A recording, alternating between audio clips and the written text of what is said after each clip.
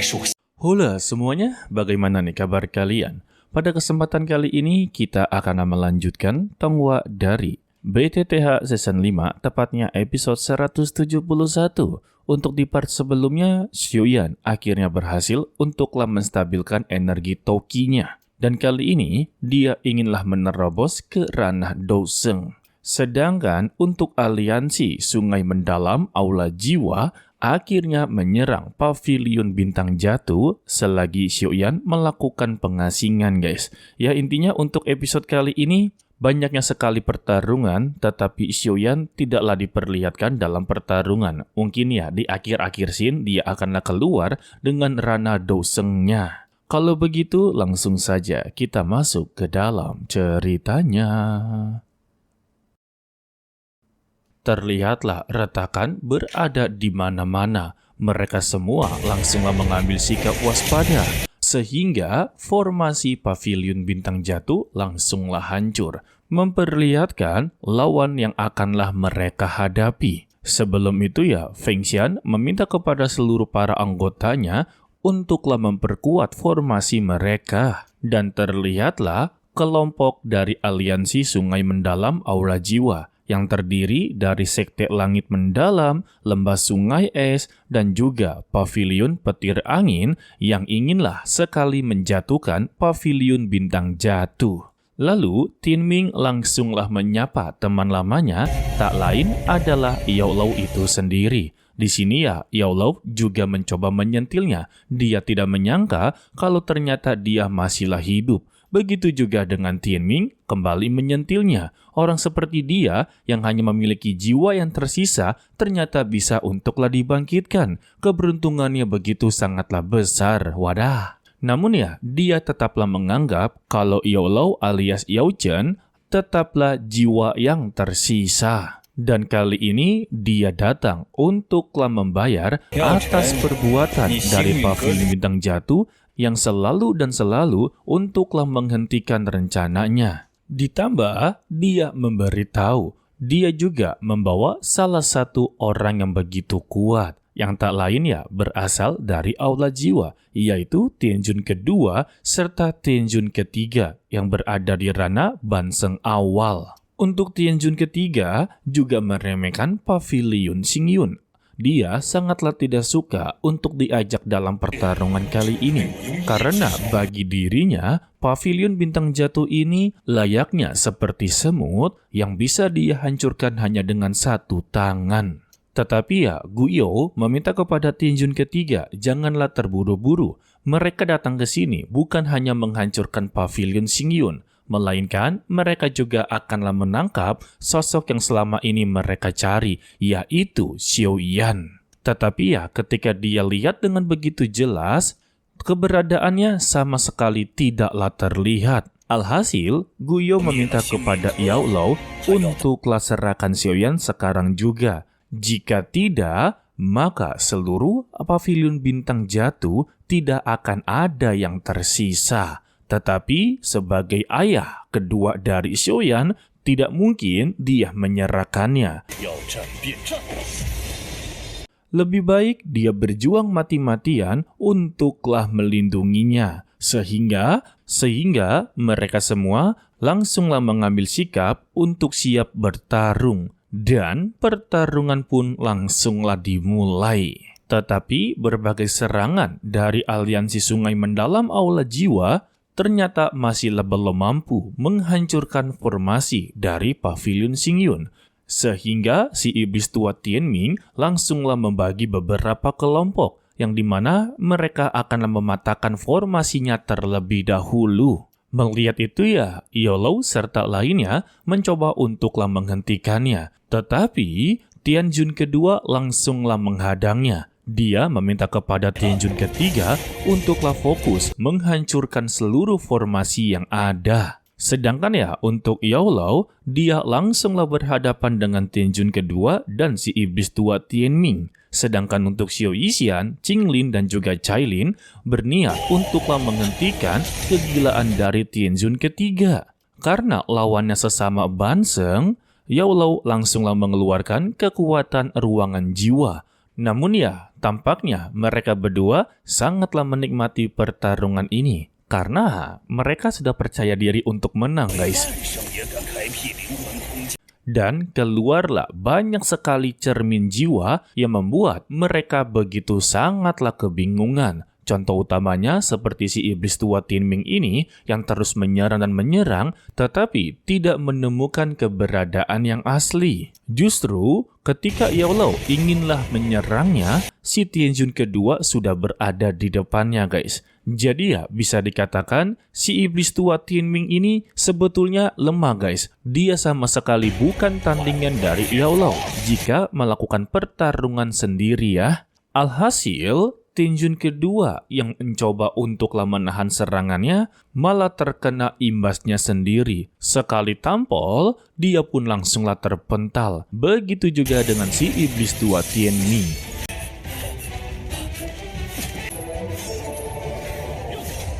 Lalu kita berpindah kepada Xiao Yixian, Cailin, dan Qinglin yang sedanglah berhadapan dengan Tianjun ketiga.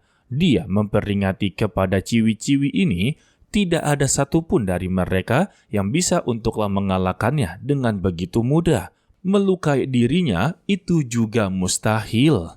Jadi ya lebih baik mereka mengeluarkan kekuatan penuhnya. Jika tidak, mereka bertiga akanlah mati sia-sia. Mendengar ini ya, hati mereka begitu tersinggung karena merasa begitu diremehkan. Dan Cailin terpaksa untuklah berubah wujud menjadi ular langit 7 warna. Iya, masih 7 warna atau udah 9 warna ya? Mimin agak lupa, guys. Lalu, Xiao Yixian juga mengeluarkan kekuatan racunnya. Begitu juga dengan Qinglin mengeluarkan ular surga kuno 9 kepala. Sehingga ya, mereka langsunglah menyerang secara bersama-sama.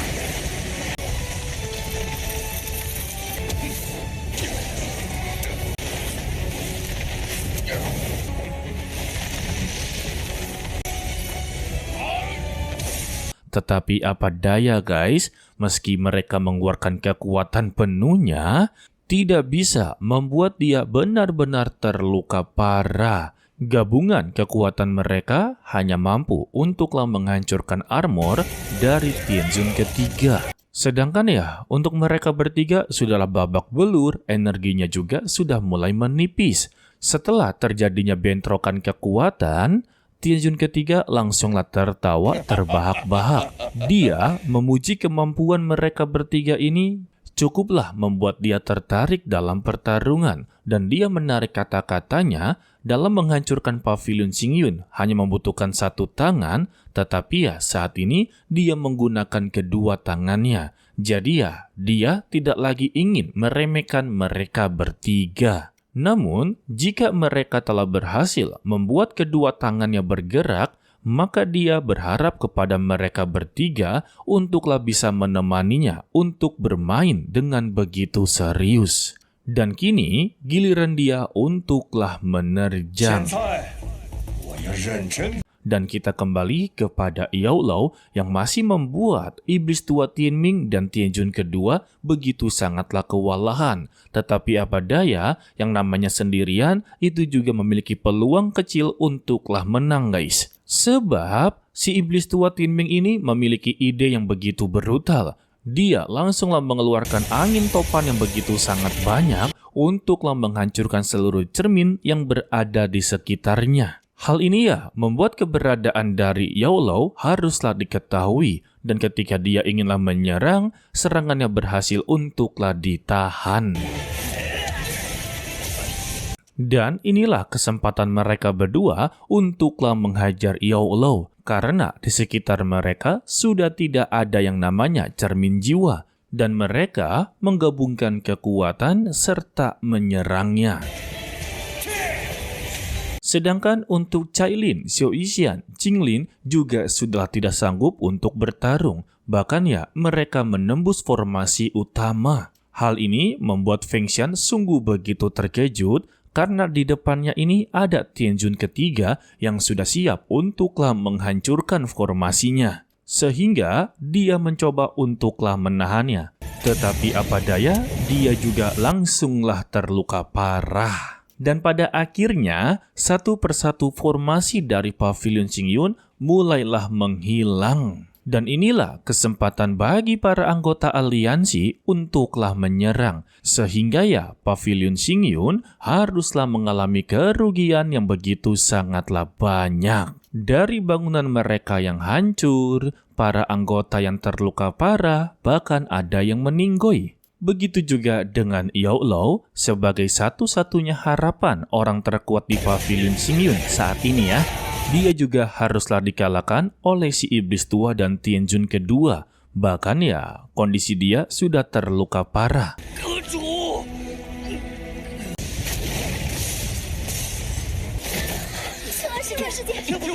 Dan ketika aliansi Sungai Mendalam Aula Jiwa inginlah mengerahkan kekuatan gabungan, mereka semua pun hanya bisa berpasrah saja. Tetapi anggota dari Paviliun Xingyun masih memiliki api di dalam hatinya. Mereka langsunglah menahan dengan sekuat tenaga. Semua tetua dan para murid berjuang mati-matian untuklah menahan serangan gabungan dari mereka. Bahkan ya, mereka ini rela untuklah mengganti nyawa mereka hanya untuk Yao Lao tetaplah hidup.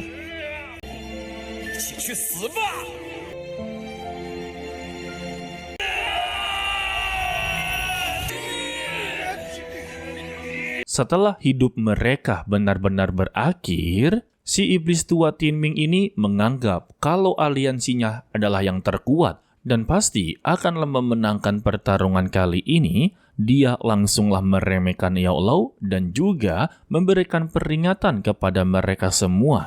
Inilah yang terjadi ketika mereka melawan dirinya. Padahal mah dibantu oleh Aula Jiwa ya. Jika tidak mah dia bukan apa-apa guys sebetulnya. Tetapi kesenangan dia ini hanyalah bersifat sementara. Karena inilah waktunya MC utama kita selesai dalam kultivasinya. Dan Xiaoyan telah berhasil untuklah menerobos ke ranah Douseng. Dan terlihatlah seisi langit langsunglah berubah warna. Dan terdengar siapapun yang menyakiti teman-temannya dan juga menyentuh Paviliun Xingyun, maka mereka akanlah menerima akibatnya. Tianjun kedua merasakan aura yang begitu sangatlah mengerikan. Dia meyakini kalau itu adalah suara dari Xiaoyan. Dan secara perlahan-lahan retakan milik dari aliansi Sungai Mendalam Aula Jiwa mulai tertutup.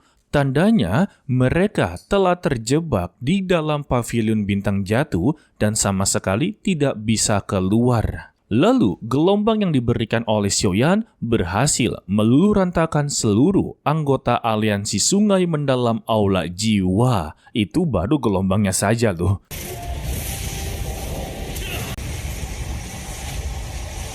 Tidak sampai di situ juga, mereka yang telah terjebak di Paviliun Bintang Jatuh dan kini Xiaoyan membuat ruangannya sendiri. Dan kini mereka telah double terjebak. Tianjun kedua menjadi begitu sangatlah ketar-ketir karena dia melihat sosok Xiaoyan yang sudah berbeda dari sebelumnya. Begitu juga ya untuk anggota Paviliun Xingyun langsunglah berteriak, itu adalah Tuan Muda Xiaoyan. Dan pandangan mereka semua langsunglah tertuju kepada Xiaoyan. Dan inilah Xiaoyan di ranah Douseng.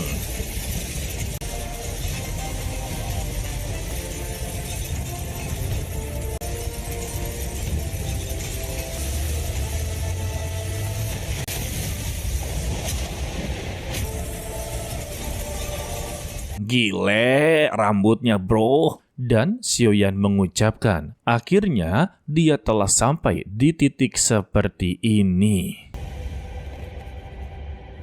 Dan di akhir-akhir kita pun diperlihatkan proses awal dari Xiaoyan seperti bertemu dengan Yao Lao, menjadi seorang alkemis, mengikuti ujian, serta mengalami beberapa hal yang sangatlah tidak dia suka, yaitu kehilangan Yao Lao serta orang tuanya guys. Tetapi ya prosesnya yang begitu sangatlah panjang membuat dirinya benar-benar terbentuk dan mencapai titik seperti ini. Oke lah, sepertinya kita cukup sampai di sini saja dulu ya guys. Mimin ucapkan terima kasih kepada kalian yang telah menonton sampai akhir. Pesan dari Mimin, tetaplah menjadi orang yang baik walaupun itu sangatlah sulit. To be continue, sampai jumpa di video berikutnya. Bye-bye.